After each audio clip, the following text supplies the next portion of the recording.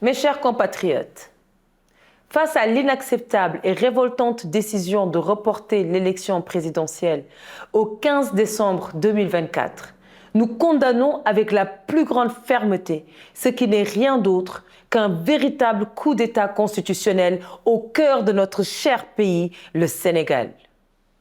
Cette rupture brutale est totalement infondée du processus démocratique marqué par l'abrogation du décret portant convocation du corps électoral, dénué de tout fondement juridique, technique ou moral, s'inscrit dans une logique totale de déstabilisation qui menace les fondements même de notre État de droit.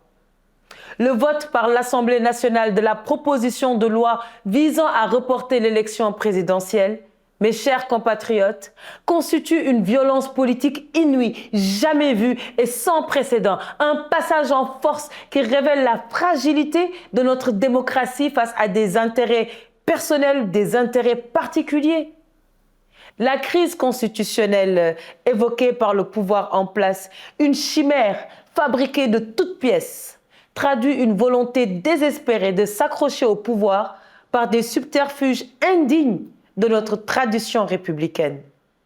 Nous sommes profondément meurtris par l'image dégradante que cette situation projette du Sénégal sur la scène internationale, sur la scène africaine.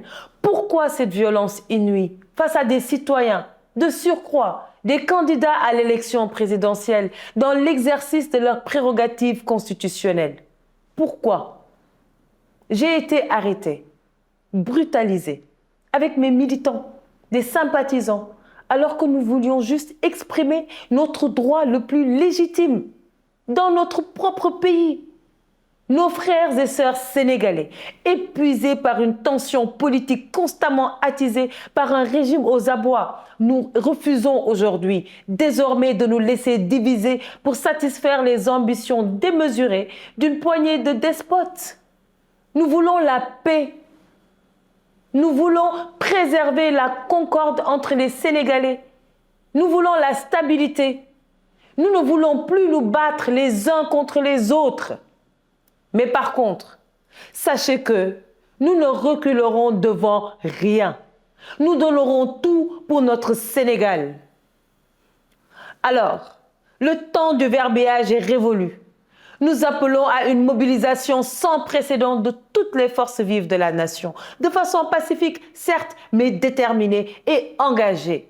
Il est impératif de se dresser unis contre cette forfaiture et d'utiliser tous les moyens légaux à notre disposition pour rétablir l'ordre démocratique.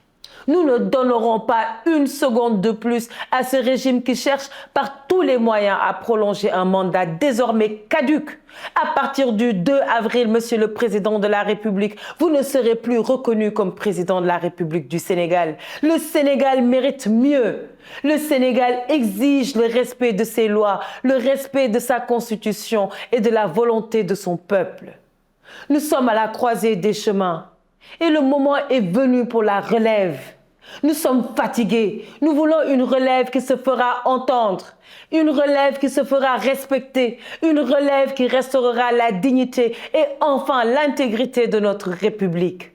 Pour la démocratie, pour le Sénégal, nous resterons debout, nous resterons vigilants et nous resterons intransigeants, car le temps de la relève est définitivement arrivé. Je vous remercie.